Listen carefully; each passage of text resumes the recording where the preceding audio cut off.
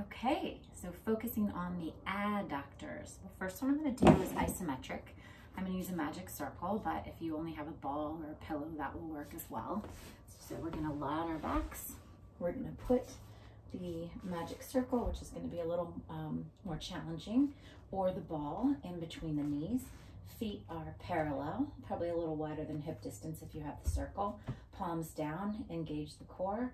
Exhale, squeeze the magic circle and hold for about 10 seconds. So isometric adduction and release. And again, we'll squeeze the circle. You can see my legs shaking. And release. Do that about 5 times with the 10-second holds, and then we can progress to bridging with adduction. So first we want to activate the adductors by isometrically squeezing, and then lift the hips up to get the glutes working as well. Inhale at the top, keep squeezing the circle, and then lower down and release. And again, squeeze, lift, hold at the top, keep squeezing the circle, release down, and let go. Okay, then we'll move on to side lying. So I'll do the physical therapy version first, and then the Pilates version, and then modification for both. So physical therapy version, we're lying on the side. You can either be head propped if that's more comfortable for your neck, or down like this. I'm gonna be up like this so I can talk. You can either have the leg in front, which I kind of prefer because that keeps my hips stacked. If you have the leg behind, people tend to roll backwards, and that's not good for your back. So whichever way you're more comfortable, stacking the hips though, and then we activate the adductor on the bottom leg and lift it up and lower, keeping the tension though the whole time, so not letting it all the way go. We'll do 10 of those, and then on the last one, you can hold it up and do little circles, so lifting it up as high as you can.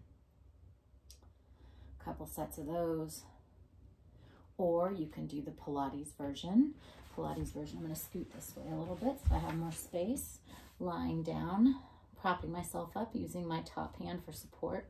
Legs are both straight and stacked, and I'm going to lift them both, so a little more core and a little obliques as well.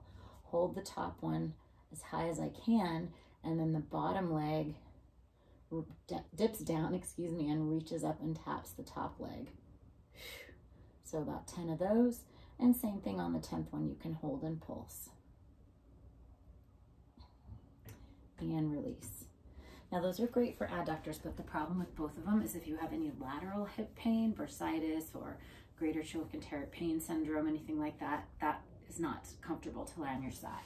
So we can take a ball, I'm going to show you the other side. And then we can lean one hip into the ball. So now my hip is just gently pressing on the ball, and it doesn't cause me any pain or discomfort. My top foot is anchored into the mat. I'm gonna go this way a little bit more so you can see better. Anchored down into the mat, that's important because just that is isometrically firing my adductors. Then my bottom leg comes in front, and I'm gonna do lifts up this way. So I'm working both adductors in this one, and some core as well to balance on the ball. So same rhythm, we'll do about 10, and then hold it up and pulse. Great. Sumo squats, another great exercise. So I'm going to stand with my legs very wide, my toes turned out, hands on my hips, or if you want, you can hold like a kettlebell or a dumbbell for added weight. Body weight's probably good enough.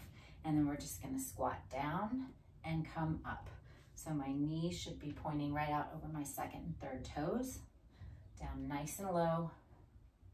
Hold the 10th one down. Lift the heels up, and same thing. Ooh, this makes it a lot more challenging. Also gets the calves, a little more glutes I feel, and a lot more balance and proprioception. Hold the 10th one down, and we can pulse. Okay, another standing exercise is with a TheraBand. So you'll have your TheraBand wrapped around something sturdy, maybe the leg of a table or bed or base of a reformer, the Cadillac. And then I put the TheraBand around my ankle of my inside leg. I balance on my outside leg, and I just pull the band across into adduction. So this one's great, not just for adduction, but it's also working my gluteus medius on my standing leg, and of course a lot of balance and proprioception. Okay, and then I saved the hardest one for last. You can do this with a bench or a chair, or if you're at the Pilates studio, you can lie on the floor and use the reformer carriage. Get really close to it, knees bent. My one knee is on top of the table, or excuse me, chair or bench or reformer, elbow under my shoulder.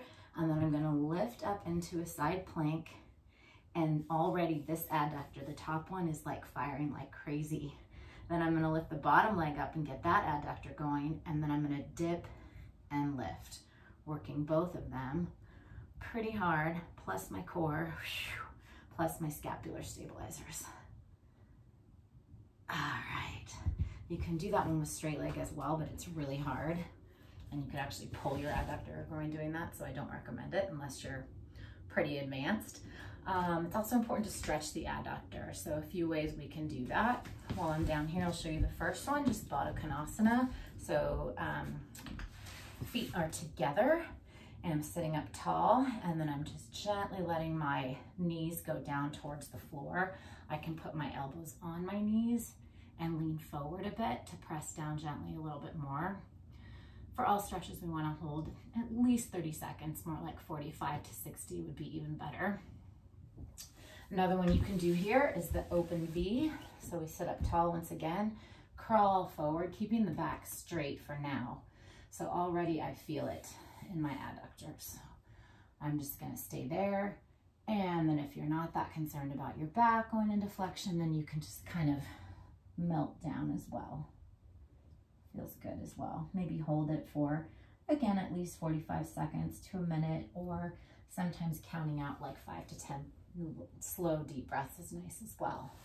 And then the final one, we can do the same thing in standing.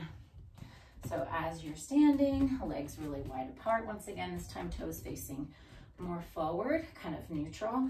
And then we just hinge at the hips, come down and stretch forward. Feeling that in both adductors. If you want to go more on one side, one hand is down in the center, other hand comes up and rotates, which is also great for my spinal mobility through my thoracic spine. And then center, and then same thing over to the other side.